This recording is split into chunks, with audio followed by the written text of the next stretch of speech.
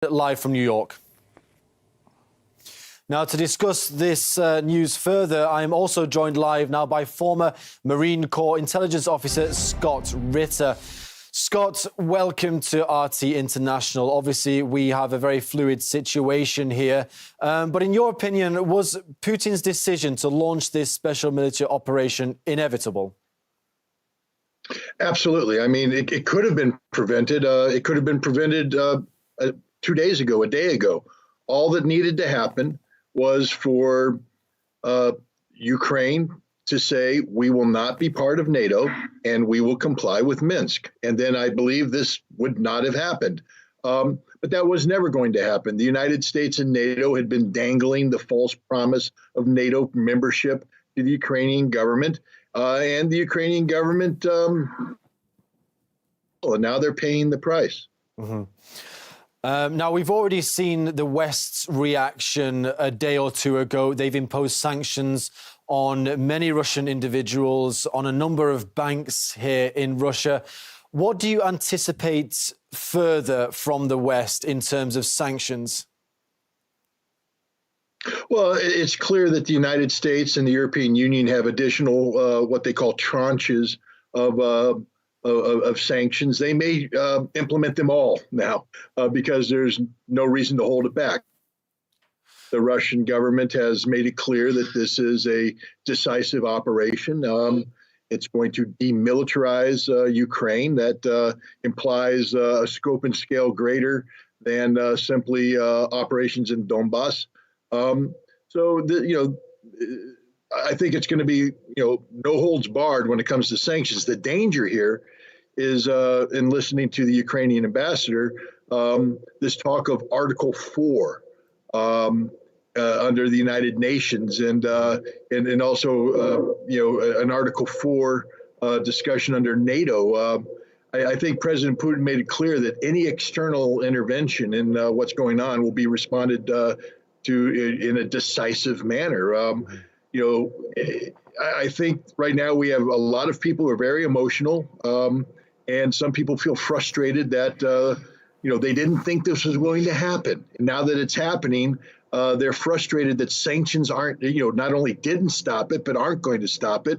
And they're looking for other things that can be done. And they might try some muscle flexing. And this is a very dangerous situation. So, it's a little late to be thinking about flexing muscle now. Well, yes, it was what was widely seen as the ultimate sanction was cutting Russia off from the SWIFT banking system. Do you think that's on the table now? There's a debate. I think that people would like to do it, but I think there's also been some people saying that there could be horrific ramifications for the economy of Europe and indeed the United States if this transpires. So we'll find out. Like I said, emotions are riding high right now, and there's a lot of pressure on politicians to be seen as doing something decisive, and SWIFT is very decisive. But, if calmer heads prevail and recognize that you'll be doing more damage to yourself than Russia, for instance, by imposing this measure, maybe they won't. Mm-hmm. Now, we've seen as well the West has pumped in hundreds of millions of dollars of lethal aid to Ukraine. Do you expect that to be ramped up in light of this development? No, there won't be any more military aid going into Ukraine. It's over. I believe that this is going to be a very large-scale operation that encompasses the totality of the territory of Ukraine, that will fulfill the objectives set by President Putin in demilitarizing, and Russia is going to inherit about $1 billion worth of Western weapons that are sitting in warehouses right now, those that aren't destroyed by Russian strikes, and it's over. Game, set, match. It was a silly game that the West was playing and propping Ukraine up with a false promise of lethal weapons. There's no lethality to these weapons. These weapons are in warehouses. If they're in the hands of any Ukrainian troops, they're going to be dead. That's just the reality of war.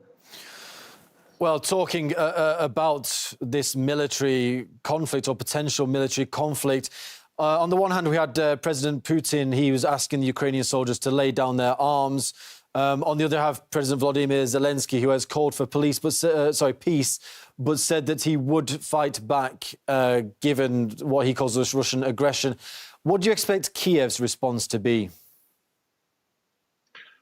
I think this is out of Kiev's hands. The events will unfold rapidly. I'm not going to denigrate the courage of the Ukrainian soldier, but when you have no ability to communicate, when you have no ability to maneuver, and when you're confronting certain death, surrender is the option of choice. And I think that the Russians are going to be processing far more Ukrainian prisoners of war than they will be killing Ukrainians. But those who choose to fight will die. They stand no chance. And hopefully they're listening to the Russian president's admonition, and they will put their weapons down and go home. The Kiev government literally has no cards to play. They can't communicate with their soldiers right now. They can't communicate with anybody. So they're sitting wherever they're sitting and doing nothing, because that's all they can do. Well, a previous guest I spoke to about 10 minutes ago, the political analyst Alessandro Bruno, he said that the West appeared only to remember the existence of the Minsk agreements about 48 hours before this situation. Do you think that's true, and are they dead in the water now? The Minsk agreement as it currently exists is dead in the water. It's a non-player. It's not going to happen. It's been, overcome by events. And yes, I agree. The West suddenly remembered Minsk and said, hey, we need to do this. Well, you had 7 years to do it, and you didn't. You could have pressured Ukrainian government to implement it. You didn't. And now you're paying the price. Now, that doesn't mean that a Minsk-type, agreement won't be revived once Ukraine has been demilitarized and in this situation, because at the end of the day, a decision is going to have to be made about the future of Donetsk and Lugansk. Are they going to remain independent, or will they be reintegrated into a Ukraine that respects, their autonomy and the rights of the Russian-speaking population? Who knows what the end game will be? There might be a role for a Minsk-type agreement down the road, but the current Minsk agreement, no, it's finished. Well, former Marine Corps intelligence officer Scott Ritter, thank you very much for your take on what's a very fluid situation. I'm sure we'll be hearing from you in the not too distant future as it unfolds.